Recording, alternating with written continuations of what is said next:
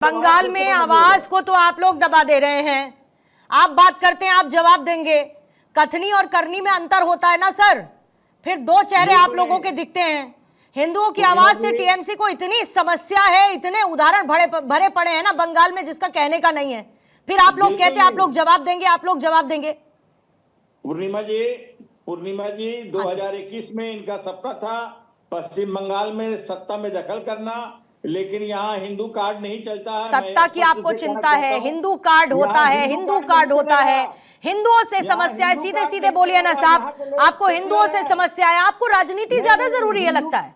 आपकी राजनीति चमकनी चाहिए, उसकी जरूरत ज्यादा है टीएमसी को फिलहाल, ऐसा लगता है। अबू शामा साहब, स्पष्ट लाइन कांग्रेस की मैं समझना चाहती हूँ। बड़ा कंफ्यूजिंग स्टेट है साहब। कुछ लोग आते हैं, आपके नेता बयान दे देते हैं, कुछ उल जलूल बोल के चले जाते हैं। फिर उसके बाद हिंदुओं पर अत्याचार बांग्लादेश में होता है, बंगाल में आवाज उठती है तो वहां पर उन पर लाठियां भांज दी जाती हैं।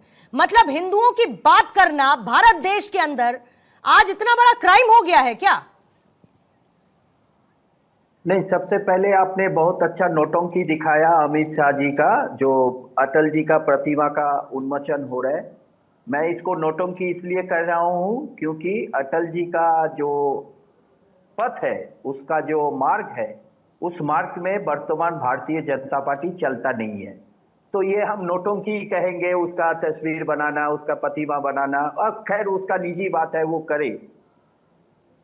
जो फॉरेन पॉलिसी होता है, फॉरेन डिप्लोमेसी होता है, फॉरेन डिप्लोमेसी में अटल जी का जन्मदिन जिस भव्यता से मनाया जा रहा है पूरे देश में, आपका कल आप बोलिए, अपने आंसू बहाएंगे। आप विद्वान आदमी है, किसी का बोलने बट इतना तो मोदी जी सिखाया ना आपको। नहीं तो अबू शामा साहब, आपको भी फिर मुद्दे पर ही रहना चाहिए था ना। हाँ, तो मुद्दे पे ही है। आपको नौटंकी दिखती होगी, हो सकता है पूरे देशवासियों को नौटंकी ना दिखती हो। ये नौटंकी अगर गांधी जी की कहीं पर बड़ी सी ऊंची सी प्रतिमा बनाई जाएगी और उसका लोकार्पण किया जाएगा तो आप कहिएगा कि नौटंकी हो रही है। नहीं, मैं पूछ रही हूँ आपसे, मैं आपसे पूछ रही हूँ कि अगर कहीं पर गांधी जी की प्रतिमा का अनावरण किया जाएगा तो आप कहिएगा नौटंकी हो रही है। हम उस पथ पे चलते हैं ना। किसने कह दिया कि आप गांधी के विचारों पर चलते हैं? किसने कह दिया कि आप गांधी के विचारों पर चलते हैं? आप तय करने वाले नहीं, तो आप ये तय करेंगे कि ये लोग अटल जी के विचारों पर चलते हैं कि नहीं चलते हैं? पूरा देश देख रहे हैं। आप अपने लिए तय करेंगे, इनके लिए भी आप ही तय करेंगे, मुद्दे पर बात नहीं करेंगे। आप क्या भारतीय जनता पार्टी से? अबू साहब, मैंने आपसे एक सवाल पूछा, मैंने आपसे सवाल पूछा, आपको उनके कार्यक्रम को नौटंकी बताना था। वो कार्यक्रम बीजेपी का नहीं है, वो कार्यक्रम देश के लिए है, देश के लिए वो कार्यक्रम है, देशवासियों के लिए वो कार्यक्रम है। आप उसको नौटंकी बता दीजिएगा, फिर आप कहिएगा कि कोई उस पर कुछ कहे भी ना। अगर अटल जी का, तो फिर अपने पर्सनल कमेंट्स अपने तक रखिए ना, चर्चा के बीच में क्यों लेकर आ रहे हैं आप उसे? नहीं, जनता के बीच बताएंगे। नहीं, आप क्यों लेकर आ रहे हैं उसको? तो जिस मुद्दे पर चर्चा है उस पर तो बात रखिए। हाँ, मुद्दे पर चर्चा। हाँ, तो आइए मुद्दे पर आइए।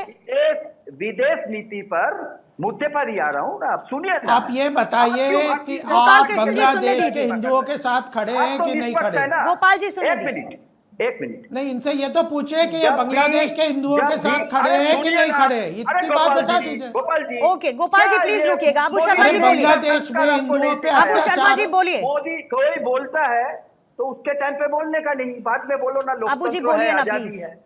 हाँ, नेहरू जी के टाइम पे कोई भी विदेशी मेहमान आते थे ना, तो अटल जी से मिलाया जाता। अरे अटल जी पर आज चर्चा नहीं हो रही है ना सर, चर्चा बांग्लादेश पर है। ओके, मैं आपको रोक रही हूँ सर, नहीं मैं आपको रोक रही हूँ। समय बेवजह का मत बर्बाद करिए। जब आप मुद्दे पर बात करना चाहेंगे मुझे बताइएगा सर।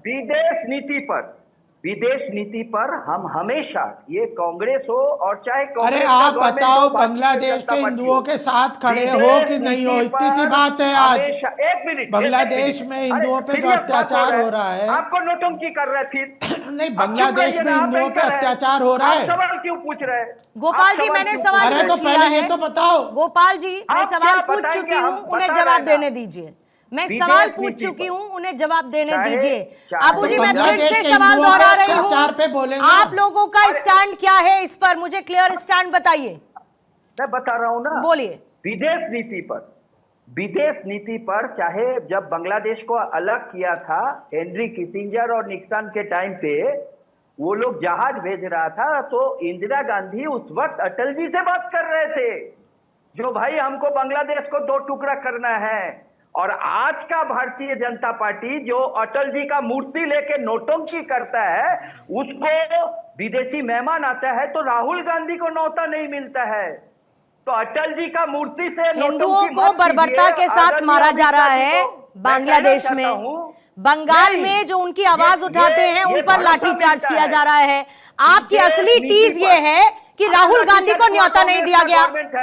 अबू साहब, आपकी असली टीज ये है कि राहुल गांधी को न्योता नहीं दिया गया। मैं क्या बात कर रही हूँ, आप क्या बात कर रहे हैं? एकता की बात है। अरे एकता की बात तो है। बांग्लादेश में हिंदुओं पर हो रहे अत्याचार पर कांग्रेस का स्टैंड क्या है? बंगाल में उन पर हो रहे लाठीचार्ज पर कांग्रेस का स्टैंड क्या है? कांग्रेस का गवर्नमेंट थोड़ी है। अरे आपका स्टैंड क्या है सर?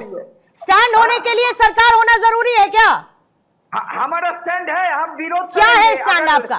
शांतिपूर्ण, अगर कोई शांतिपूर्ण प्रदर्शन में, चाहे वो भारतीय जनता पार्टी का उस्काया हुआ प्रदर्शन हो, हम विरोध करेंगे। नहीं करना चाहिए लाठीचार्ज। मैं बोल दिया, चलो ठीक है, बोलो।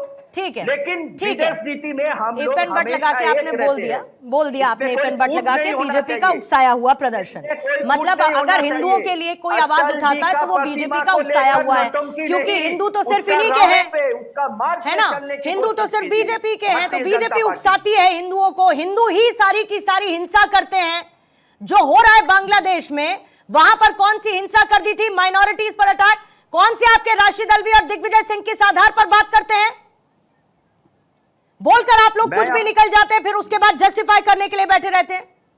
नहीं, मैं आपको क्या बोला? अरे सर, आपने जो बोला वो जितना बोला उतना समझ में आ गया सबको कि आपने क्या बोला। युवराज जी, तो आप सबका घरेलू राजनीति में ये मुद्दा सियासत का रूप क्यों ले रहा है? जो रवैया है हिंदुओं के लिए आवाज उठाना कब से कौन सा ऐसा क्राइम होने लगा कि उन पर लाठीचार्ज होगा? और बंगाल में हर बार इसी तरीके का व्यवहार देखने को मिलता है हिंदुओं के लिए। पूर्णिमा जी, मुझे नहीं लगता कि ये कोई चर्चा का विषय रह गया है या इसमें अचरज आपको होनी चाहिए, क्योंकि ये एक इनका चाल चरित्र रहा है। मैं बात करता हूँ एहतेशामुल हक साहब की। कल रात को एक चैनल में हम बैठे थे, चर्चा कर रहे थे। बड़े सेक्युलर नेता मुझे लगे, लेकिन मुझे लगता है इनकी बात लफाजी है। टीवी पे बैठकर सेक्युलर बातें करना अच्छी बात है, लेकिन ये भूल जाते हैं कि इनकी सर्वोच्च नेता ममता बनर्जी बोल चुकी है कि I will go 100 times to appease Muslims. जो भी हाई कोर्ट ने जो एक फैसला दिया, कलकत्ता हाई कोर्ट ने, कि ओबीसी कोटा का 95% इन्होंने मुस्लिम्स की सब कास्ट और कास्ट को दे दिया था। फिराद हकीम, इन्हीं के नेता, इन्हीं के मिनिस्टर, वो एक विवाद में फंसे थे बीच में कि कलकत्ता पोर्ट को उन्होंने मिनी पाकिस्तान बोल दिया था। तो ये तो इनका चाल चरित्र है।